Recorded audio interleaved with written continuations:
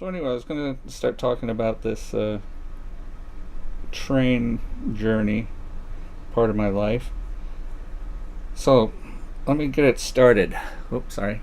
Uh, okay, so I was 17 and I had this brilliant idea with my buddy, this guy that I met in this uh,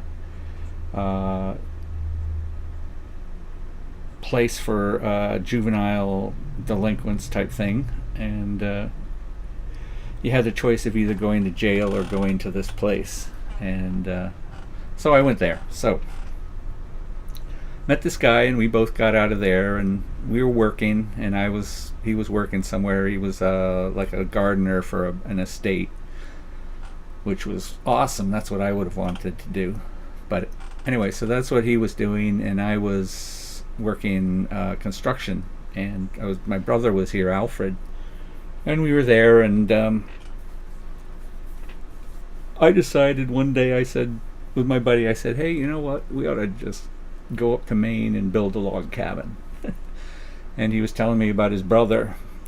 One of his brothers, I guess, or his only brother, I've forgotten, but anyway, he had also gone up there and done the same thing, and there was a bunch of people up there, and they lived in the forest, and he had kids and stuff like that. So we said, oh, let's go up there and hang out, and maybe we'll build our cabins up there. So we went up this place called Farmington, and we're walking on these back roads, just out of town, and all of a sudden it ends at the forest, and there we met his brother, and his brother was out in the forest, and he had a cabin, and it was really small, but it was really neat, but it was really rugged. But anyway, so we hung out there for a while, and at night we would sing folk songs and all that kind of stuff. Everybody would bring their instruments over to his cabin, and you couldn't see their cabins or anything. They were just in this out in the woods. And so as the days went on, we started to not like the people that lived there. They were like a commune type thing, and they were all trying to get away from the system, but they were just creating their own system that didn't seem like it had much going for it. It was just too free and everything like that. And so my friend and I said, we're out of here. So we just took off, because the kids, everything was just messed up. I mean, the children were really weird people, I'll tell you, their kids. I mean, they were bringing them out in the forest, but they weren't teaching them correctly, and they just weren't teaching them nice things, and the kids weren't getting what they would normally do with other kids, would be to learn how to be around adults and all that kind of stuff. So they didn't really have any idea. So that was kind of a shocker to see that, and not very friendly stuff. So we just said, let's get out of here. So we're heading along, and we decide we're going to go down to Boston for some stupid reason. And on the way to Boston, this lady picked us up, and not elderly lady, but older than us. I mean, maybe 50, which was old to us because we were only 17. So it was weird that she picked us up, but it was nice, and she was talking to us, and she asked us what we're doing and all that, and we told her we told her the story anyway, and then she said, oh, where are you going? We said, oh, I guess we're going down to Boston or something like that. And she says, go west, young man.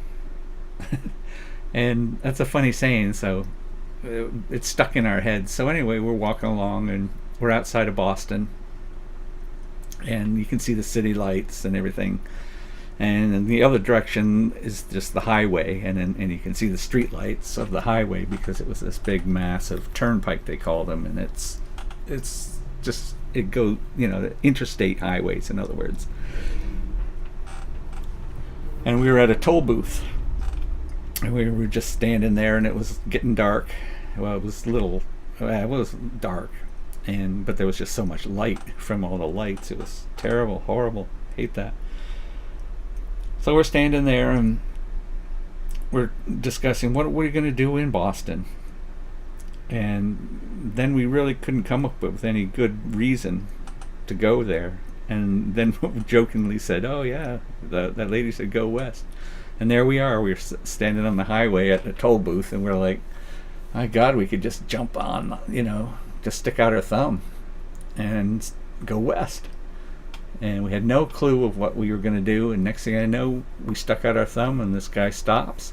And he thought it was only one guy, and I got in too. And he was a little not too happy, but he took us all the way to the state line, and then he got off or something and left us off.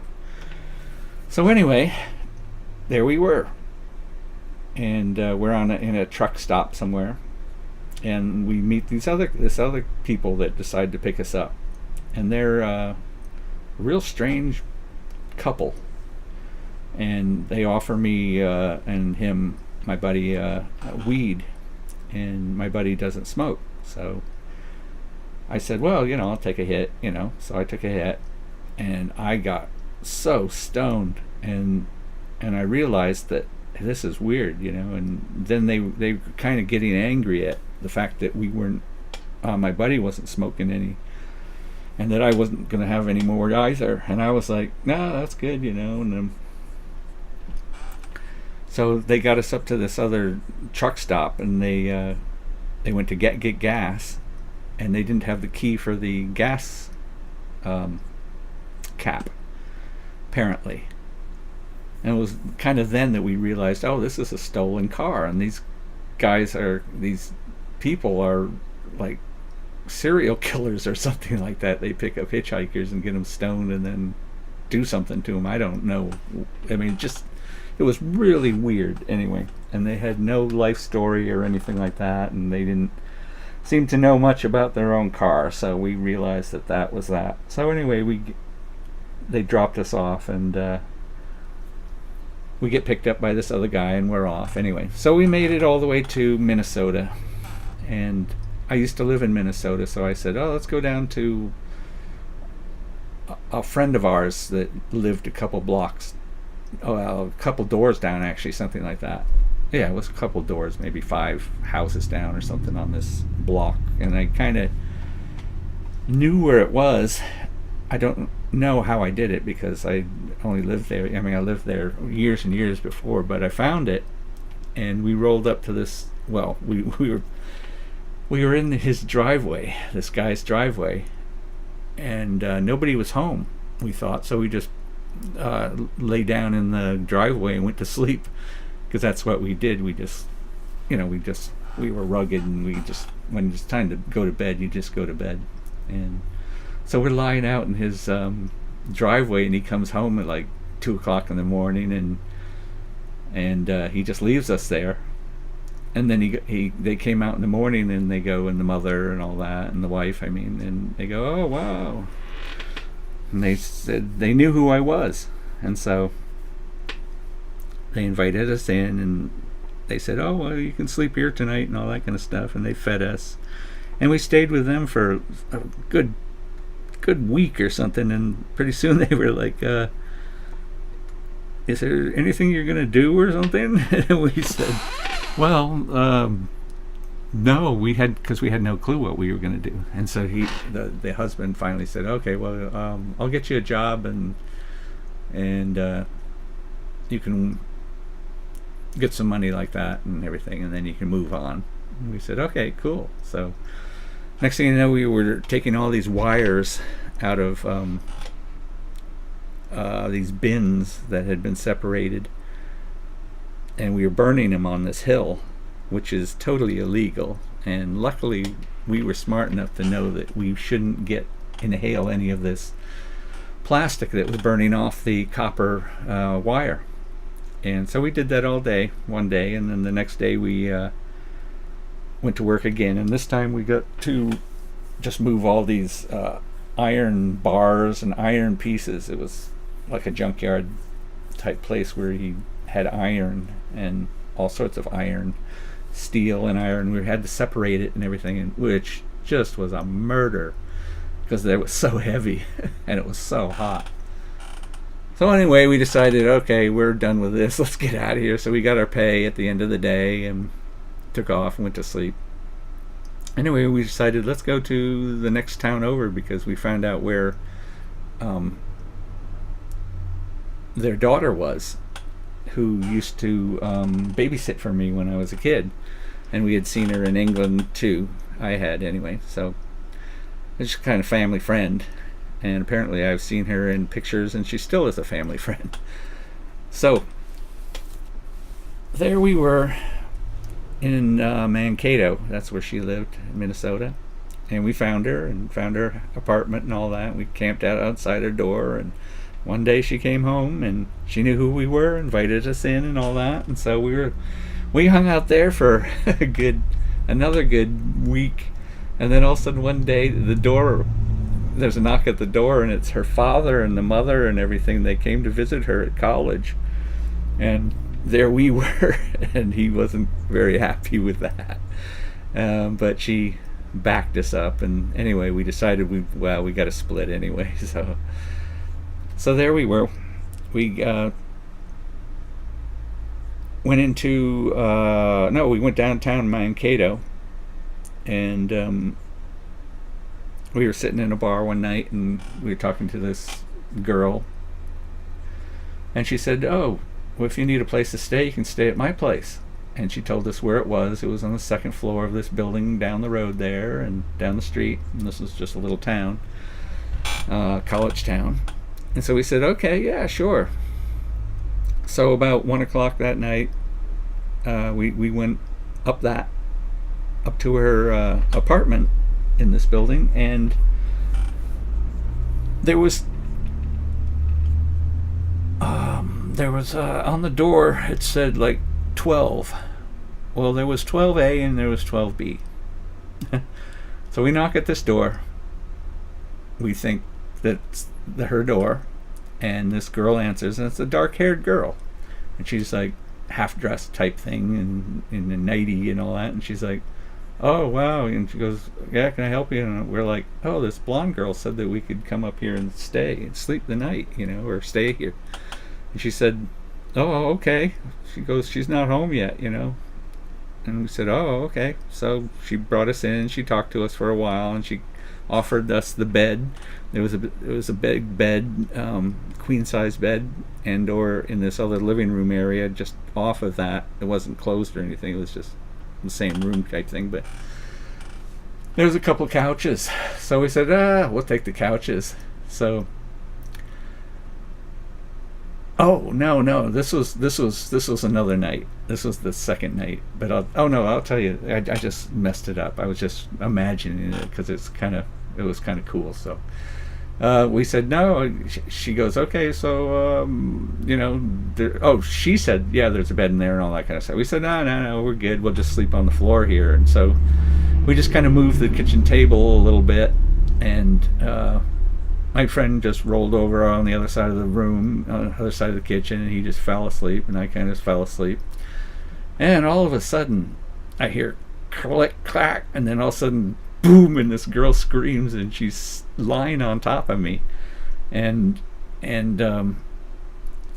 she jumps up and turns on the light, and she's like, "Oh, no, who are you?" And we're like, we were told we could stay here and all that kind of stuff. And by a blonde girl, and but it wasn't the right girl, whoever this girl was, and she's told us that, well, there's no other girls living here, it's just me and the other girl, sharing a college room, while we're in college. We're like, oh, okay. And she goes, but you don't have to go or anything, and she offers us the couches in the other room. And so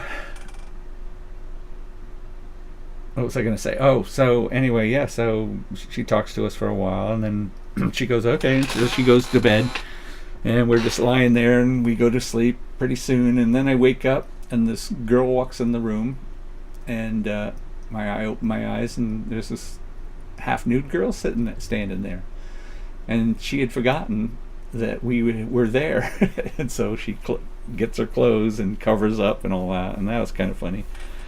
So anyway, we were all talking and everything, and she's saying, "Oh, you can stay here as long as you want." She goes, "We're just staying here a little longer. We've just taken our exams and everything, and then we'll be leaving in a couple weeks. And so you're welcome to have the apartment or do whatever you want." So we were like, okay. So we hung out in this town for a good week and a half with these girls, and they would come home when they would come home, and we would come home when we came home.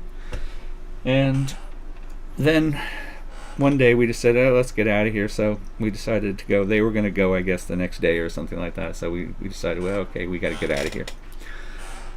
So that's when we we hitchhiked into this other town, and we were walking down this railway track, and this guy was under a bridge, and he goes, "Hey guys, come over here."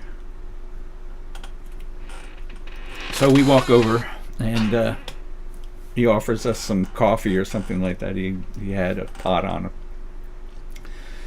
and he was telling us about things about the railroad and all that, and it was a really interesting story. And he was telling me that he'd done that all his life, and he said, "Oh, you guys should do it," because he goes, "You don't want to hitchhike. And so we said, okay, well, so he taught us how to do it, which, taught us how to do it, but he gave us all these pointers and all that. So we said, okay, thanks, and we took off, and we found the nearest railway station, and he was saying don't go in to the railway station, but then we were like, well, how are we going to find out where the train is? So we just walked in to the train yard at night, and people didn't even bat an eye. They just kind of said, hey, as we walked by. And we walked right into the main turret, or whatever they call it, the tower, and they had this wash basins and everything like that, and we just helped ourselves and had water and everything, and sat around. And then some guys came in, and we asked them, like, hey, where's the next train that goes west? And they said, oh, you want the 17th track train over there, and it will be pulling out about blah blah blah. And so we said, okay, great. So we got on, found an empty boxcar, got on the train, still kind of wary of what the guy had said, but we hadn't experienced anything. Nobody was yelling at us or anything like that. So we thought, okay, well, maybe if you're looking like a bum or something, they don't want you around or something like that. I don't know. So so we got on the train, and it sped off into the night. And first night we couldn't sleep at all, because we were kind of worried and stuff like that. But we kind of dozed and catnapped and rolling around in the thing and bumping and all this kind of stuff. It was kind of wasn't very comfortable the first night. And so anyway, I'll cut to the chase. So we're going across. The train goes right on the border if it didn't go into Canada, and we rode all the way over to Washington State, and that we got off at Seattle. And we're like, oh boy, this is terrible, horrible city down there. And we went down to look for jobs, and there was just bums all over the place on street corners, and crazy people, and these weren't the good neighborhoods. That's what I'm trying to say. I mean, this wasn't the rodeo drives of Seattle. So anyway, we were thinking, oh, let's get out of here. So we just said, let's go down to California, L.A. So, well, we had the choice of going, we were going to either go to Alaska, which would have been an easier jaunt than what we were going to do, but we decided, let's go down there. So this is months into it. Oh gosh, there's so many stories. I'm going to cut back to when we were in Mankato. We ran out of money in Mankato. Well, I did. I didn't realize my buddy had money in he had stashed away like $70-$80, something like that, $60-$80, something like that, in traveler's checks. And that was just in case he needed to take a bus or something, he said. So anyway, we kind of got in an argument about that, And I said, you know, so you were just going to leave me in all this? And so anyway, it kind of got into an argument, and then one night I lost him. And I don't know how it actually happened, but I lost him. And so I went to this bridge about 2 miles out of town and slept out there where we, were, and thinking that he was going to come, and he didn't. So the next morning I travel back into town, and I'm looking all over the place, and I'm think, oh well, I'll walk into the cop shop, and I go, have you seen this guy? And I figured they'll know, and of course they did. They said, oh yeah, we've seen him, and blah blah blah, what's happening? And I said, well, we got split up and everything. And he goes, oh well, you better catch him because he's at the bus station. And I said, where's that? And he goes, down the end of town. So I truck off. I said, thanks. And I went down there, and I see my buddy sitting at the bus station. So I made sure he kind of saw me, and I walked into this breakfast place, and I had like $3 on me because I just sold my watch. And he wanders in, and I'm like, yeah, okay, And anyway, we got over it, and I said, you were just going to split. And he said, yeah. And I said, well, don't ever do that again, and all this kind of stuff. So I said, let's go to California and do what we said we're going to do. So, and we don't need money to live on. And I said, we can do work, we can do all sorts of things, and everything will be fine, no problem. And I somehow convinced him of that, and he said, okay. And so next thing I know, we stuck around for another week and spent every dime of that money that he had on eating out at this Mexican restaurant. And we just had a blast. We'd go in there for the morning and have Mexican omelets, and we'd ask the guy, oh, can you make it hotter? And so every time we came in, he would make it, hotter and hotter until we finally got to the point where, okay, that's hot enough. But we had burritos every day and everything. So we spent that pretty fast. So now we have no money, but we have a few dollars and stuff like that. So what I do is I go off and buy a jar of peanut butter and a loaf of bread. And so we live on that. And every few days we just buy more bread, get $1 from somebody, in the hitchhiking or something like that. People will, give you your change, out of their pockets just to help you out. And we don't need much. We just need that. Oh, we smoke cigarettes, unfortunately. So we had to buy a little bag of tobacco.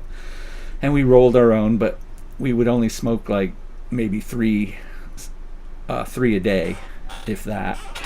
And really skinny ones. So we lived on like dollars a day, and we'd always get water and all this kind of stuff. So anyway, so that changed everything. So from halfway across the United States to Seattle, Washington, we had no money, and we just lived off of people's generosity. So then we went from Seattle, we got on another train, and we were riding through the mountains and everything, and it was just so beautiful. And there would be these train trestles that would be in canyons, and they would be hundreds of feet deep, and they'd be going over them, and they would always stop in the middle of these trestles. And I guess I found out later it was something to do with safety or something, that they have to do that. They can't just go flying across it. They had to stop for some reason, and so they would stop. Oh, I guess it was have to do with time too, because other trains would have to be doing the same thing and coming the other direction, eventually. So whatever their timetable was. But anyway, so I'd get out of get off the train, and I'd stand. The trestles, were right next to the, maybe 2 feet away from the train. So I would walk along them, and on one side would be drop, like a couple 100 feet to my death, and the other, the train was there. And my buddy would get all antsy about that, but that's just me. So anyway, one day the train lurched and it moved, and I was like, oh my god. So I had to jump back in real quick. But that was fun. But it was just so beautiful. I mean, you went through places that people never go. I mean, through wildernesses. I mean, the trains, those the freight trains, just have their own places where they go. And so one time we were going to Washington, and it was all these black um, things jutting out from us, like cone type mountains. But what they were lava, and they went right up to these trees. This like 30-foot wall of lava would stop right at these trees, and it would just like they'd be growing at an angle because they were just pushed up against this 30-foot wall of lava. We thought about like getting off the train, but it was so sharp and everything, so we got back on. But so anyway, we get down to this other place in the United States. Let's see, where was it? Oh, Klamath Falls, Washington. So we pull into there, we get off the train, and we go into town, and we have like $10 left. Somebody gave us some money or something. I think we had, and so we decided let's go find a place to drink some beers. So we said that would be fun because we hadn't done that in months by that time. So we walk into this church, and there's this guy in there, and we figure he's the preacher. So we go, oh hi, and he goes, hey, blah blah blah. And we're talking to him, and we go, would it be all right if we stayed here? And he goes, he goes, yeah, you could stay here, and you can stay in that room over here, and because there's like couches in there. I said, okay, cool, great. So anyway, he closes up the place and he takes off. So we're in there, and all of a sudden, about an hour later, after dark, the police show up. We hear police in the church walking around, and they're going, hey, anybody here? And they're looking for somebody. So we're just sitting there in the dark, and they come in and turn on the light, and there we are. We're just sitting on the couches. We hadn't had a beer yet. We're just sitting there, and these cops get so excited. This one cop, and he pulls his gun out, and he's screaming and yelling at us, and we're looking at him like, what is this guy's problem? He's acting like, like we're like, I don't know what he's acting like, but it wasn't appropriate action that he was doing. But he was going to town. He was screaming and yelling at us, get up, do this, do that, and all this, and we were just sitting there laughing at him because it was just so hilarious. This guy was he was all red in the face, and he was so overexcited, and we were telling him to relax. He's gonna have a stroke or something, and he's screaming away. Anyway, so these other cops come in, and he's still yelling away. And they hustle and bustle us, and they pat us down and all that kind of stuff. And so anyway, they drag us off to jail and throw us in jail. And we go, oh, can we have our cigarettes? And they say no. And they throw us a ham sandwich and one slab of ham on 2 pieces of white bread and a little mustard slathered on it. That was our dinner that night. And so we're just like, okay, great. So we're in the same cell together, and we go, what's happening? And they say, well, you're going to go before the judge and all that kind of stuff, but because it's a holiday, it's going to be a few days. It's going to be like I think it was like a Friday, so it was going to be like a Monday or Tuesday. And so we were like, okay, well, can we have our cigarettes? And he said no.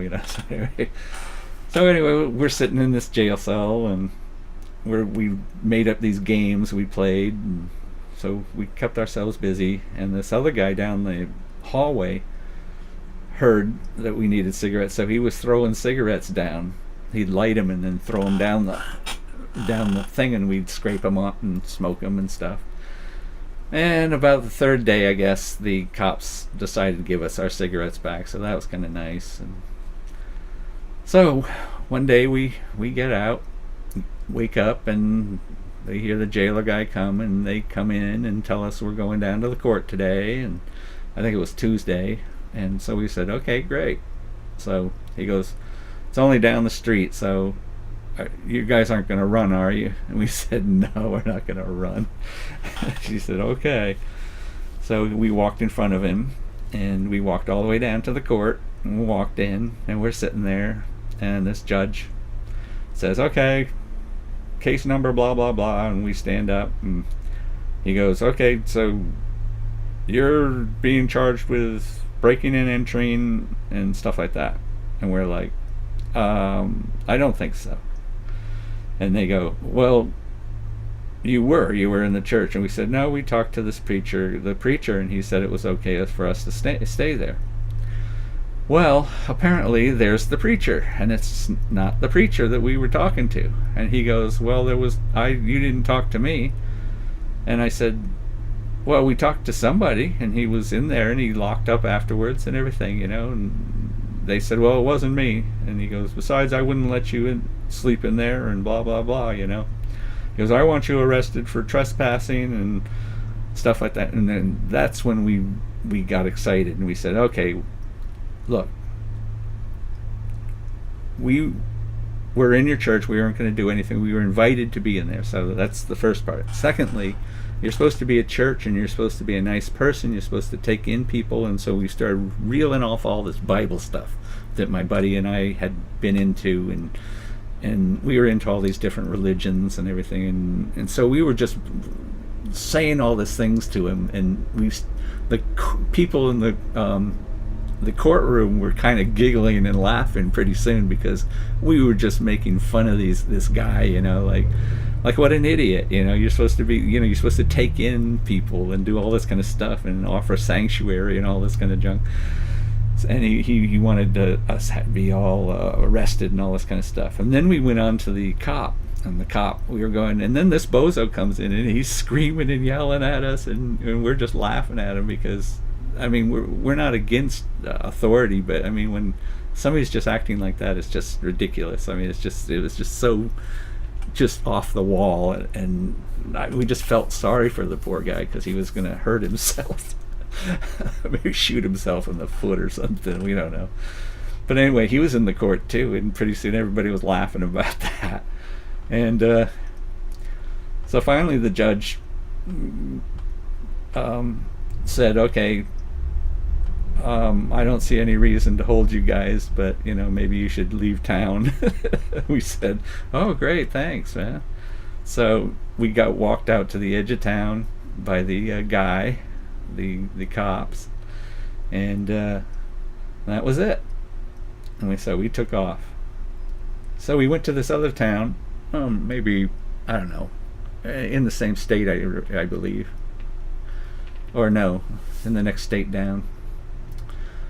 And we'd go there, and we'd go, oh, let's get a job. No, we were just out down there, and we were looking at the mountains, and we were going, wow, those things are really cool, we should go out there. And so we trucked off into the wilderness. And so we're out in the wilderness, and we're walking all day, and there's massive woods and everything, and massive hills, and it was really tiring. And so it was starting to get dark, and we were like, what the hell are we going to do? And so we were looking at these maps, and we were thinking that we were going to go in this direction, to these reservations, which we thought were reservations, and they had Indian names, and they were called reservations. What we didn't realize was that they meant reserves, that these were just forest, wilderness areas. There was no people out there, in other words. So, oh my God. And the things we saw up there, where we came up to a desert oasis, a desert plateau where you're up in the mountains, and one thing, you're in big forests, and you come out of a forest, and all of a sudden there's all these like smallish trees and everything, and they're all dead and everything, and there's just sand, and tons of sand for miles. And well, there was no turning back. and we could see these mountains that we were using. They were called the Three Sisters, and they were easily seen on the horizons. So we knew which direction we wanted to go. But so we had to cross this desert, and that was hard. I mean, your feet would sink in, and you could hardly go ahead, and it was so hot. There was trees you had to climb over and everything like that, dead stuff. It was something out of Western, like Clint Eastwood movie, and those high desert plains stuff. But it was pretty long. You can't see how far it is because it's flat, so you can't see how far the desert's going to go. But we had no choice, so we just took off, and we finally slogged our way to the other side, and pretty soon we were back in the forests again. And so anyway, luckily we got saved. We were on this road. We came out at this little tiny dirt road type thing, gravel road, and we're standing there, and this car comes up, and this elderly couple are like shocked, like, what are you doing here? We're like, we're kind of lost. We have no idea where we are, really.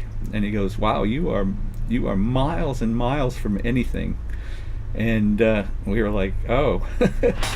and they said, you want to ride? We can give you a ride back into town. And we said, oh yeah, please, because we were thinking we were going to die out here. I mean, this was the first time I ever in my life thought about Bigfoot. We were sitting in these woods, and we were thinking about, this is Bigfoot territory, and he's liable to eat us, because here we are with peanut butter and bread on us that smells. Peanut butter stinks up a storm. Every time we crack open that peanut butter, boy. Oh, and I think we had jelly too. So we had peanut butter, jelly, and bread, and we thought, we're just going to get eaten tonight. I had a little pocket knife on me, and that was it. Swiss Army knife. So we were saved and brought back into town. So next day we're trying to get a job, and we go down to the job place and seeing if they have anything, like people pick people up to take them off, for the day, just to have them harvest or mow their lawns or whatever kind of stuff like that. And so we were waiting for a good job, and we got one, and we just had to be there by a certain time. So we're thinking about, oh great, we're going to get some money, and we're going to save up, and we're going to buy guns, and we're going to go out into the wilderness and live. And we knew this place that we were going to go, where we found this really awesome waterfall and stuff just in the middle of the desert area. We figured that would be a good place because there wouldn't be a lot of animals out there to bother us, and we would be able to survive out there, fish and stuff. So there we were. And we turned this corner, and we're walking down the street, and we're going off towards the employment office to get the job.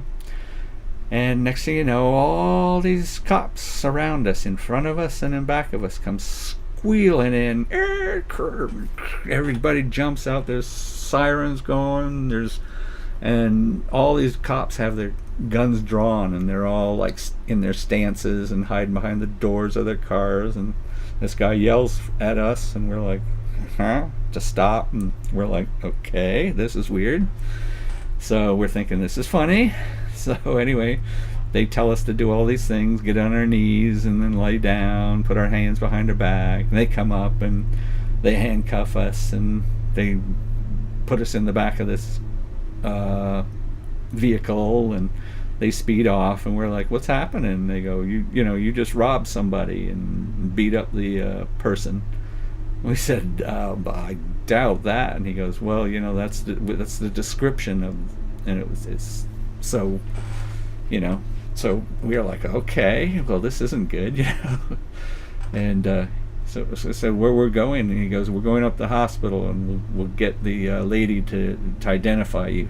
We said, oh, okay, great, because she won't be able to identify us because we didn't do anything.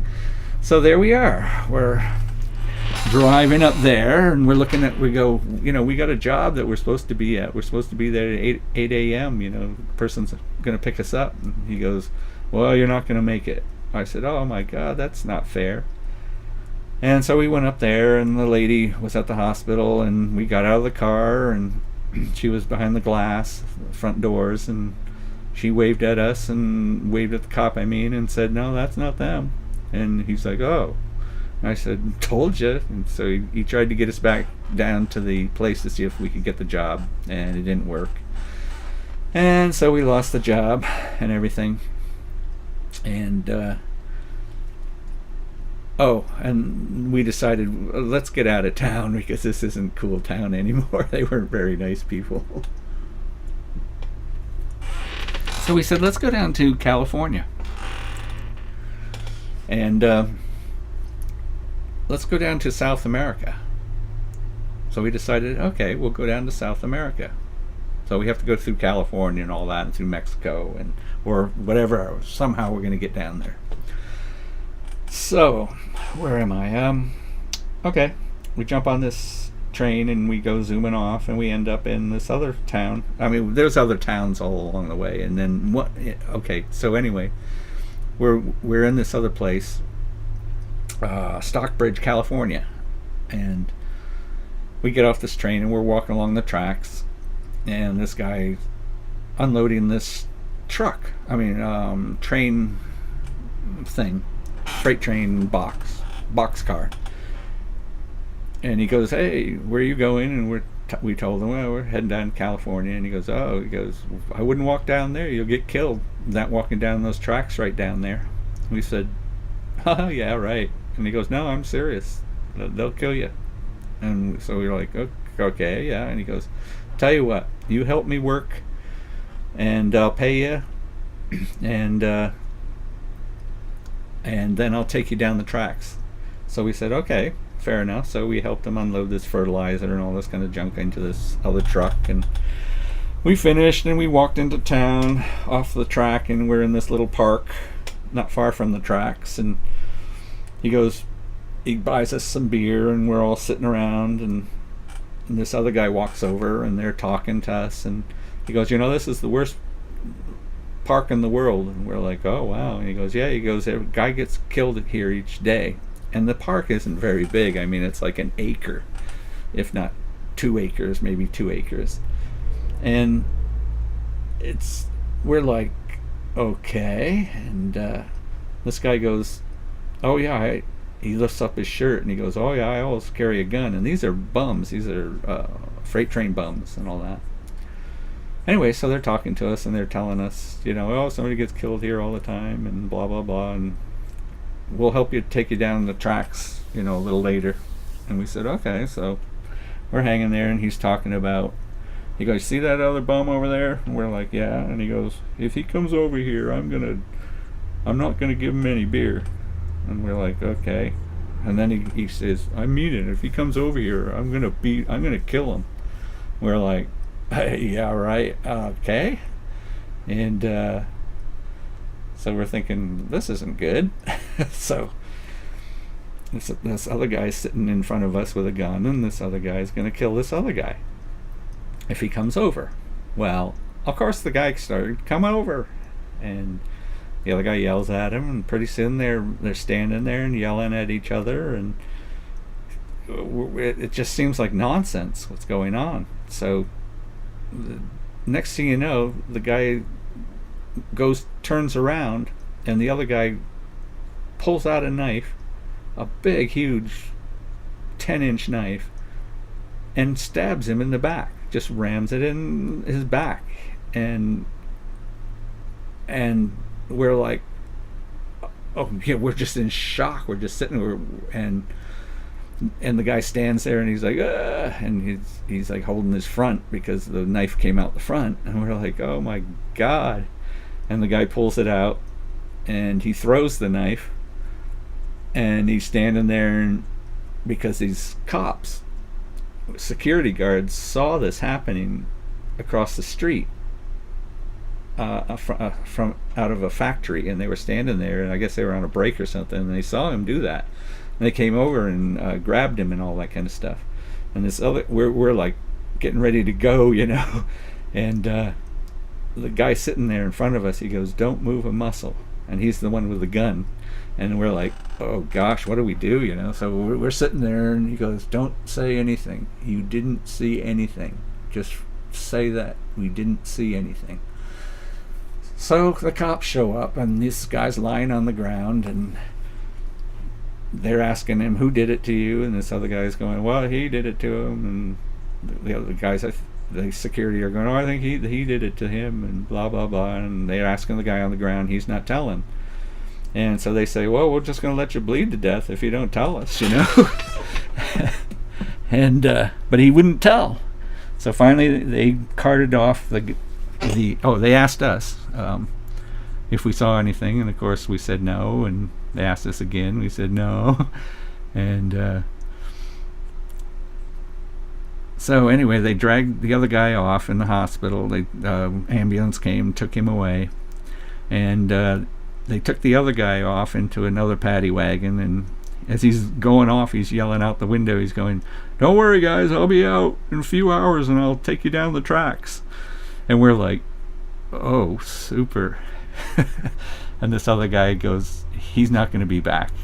And he goes, I'll take you down the tracks and set you up and everything. So he walks us down the tracks, and he's telling us all about what to watch out for, bums and stuff, what they'll do and all this kind of stuff.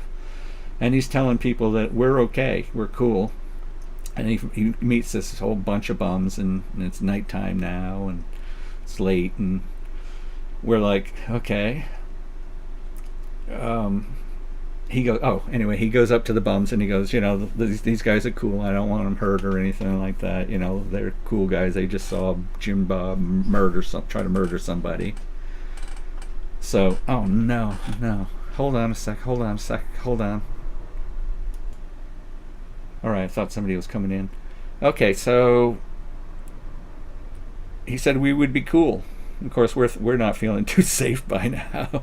And they're all sitting around drinking coffee and doing all that kind of stuff, and drinking and around a fire and everything. But we're beat by that time, and so we're thinking, oh, we're not going to just sleep out in the open. We figured, let's try to find some boxes or something to sleep under, so at least people can't just get to you right away, kind of thing. And we found these two boxes, and we both slept in a box, and they were like coffin-sized boxes, so it was kind of cool. And we went to sleep and woke up the next morning, and most of the bums were all gone, but there was this one guy, and he was saying, oh yeah, you know, I heard you're going down to California and all that kind of stuff. So we said, yeah. And he goes, okay, well, you want that train down there. And he took us down to these trains, and it was a flatbed train, and we got on. And he goes, oh yeah, watch out. He goes, when you go over the Sierra Madres, the mountain women, mountain girls, he goes, they like to take long distance shots at bums in freight trains as they go by. And so we were like, okay. And so we get on this flatbed under this truck, and we're settling down, and all of a sudden the train starts moving, and next thing you know, this guy jumps on with us. And we're like, oh, this isn't cool. So this guy talks to us and everything, and he's stinking drunk, and he's telling us all about his life, and that, you know, he had a good life at one point, but now he just hangs out and gets drunk and rides the freight trains up and down the coast there. So it's getting late, and we're getting in our bags, and he doesn't have a sleeping bag, and it's starting to get pretty cold. And I'm like, oh, my friend had a mummy bag, so there's no way two people could get in that. Mine opened up, and you could spread it out like a blanket. So I agreed to have the other guy come under the thing with me. Well, he comes up behind me, and he wants sex, and I gave him a definite no, and he said that's fine, no problem, and because I was just going to throw him off the train in 2 seconds if he tried anything else. So anyway, we went to sleep and all that, and it's freezing because the Sierra Madre are really high mountains, and it was below freezing up there, and I got an earache to the max. I guess my ear was sticking out and the wind was hitting it. And anyway, it was a really nasty night. We finally get into anyway, we wake up in the morning and it's really sweltering hot. And we're in this train yard just sitting there, and the train had stopped and everything, and there we were. And our buddy had left, and he was going to show us how to go downtown and all that, but he was gone. So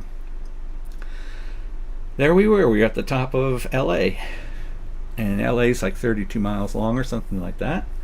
And so we said, okay, well, we're going down to the beach, obviously, because we're going to go hang down there and have some fun, party with all the rich people and all the partiers. So we had to walk all the way down through LA, down this one road. Practically went from one end all the way other, and it was like 32 miles long. So anyway, we get down there we find we find food along the way. People would just were selling apples and oranges and all sorts of stuff, and we'd say, hey, we could use one of those, and they would throw us a couple apples or something like that. So that would be good. And outside of these factories, we would find food, like they would just put it outside, and what it was just like, it was all milk products, and there was like cottage cheese out there, and milk, and all sorts of things, chocolate milk, anything that was made, yogurts that they would make. And these were things that the machine, like the cracked lid or something like that, they were just putting it out, and I guess they were just putting it out for bums or something. But we just grabbed some and ate. So we were eating really well, that heading down to LA. So anyway, we're down in LA, and we're on the beach, and I think Santa we're in Long Beach, and we're talking to people, and they're going, oh, that's not where the party is anymore, it's up at Santa Monica. And so we're like, oh, okay. So anyway, we're outside this bar, and we're looking just to hang out and seeing what's up, and in this little quaint little village type thing for rich people.